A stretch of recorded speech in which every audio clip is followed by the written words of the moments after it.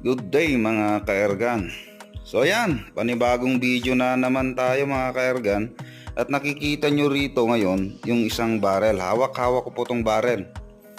Bale, ang video na to ay para sa ika-3 tips na naibagay ko sa inyo noon kung paano nga ba i-upgrade pagdating sa power ang ating mga unit.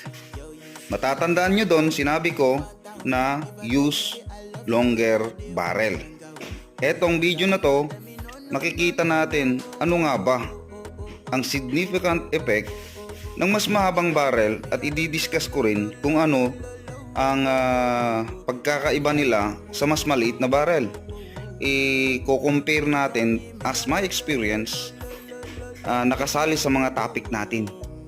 Dalawang prepare ko na topic dito kasi marami pong pwede nating pag-uusapan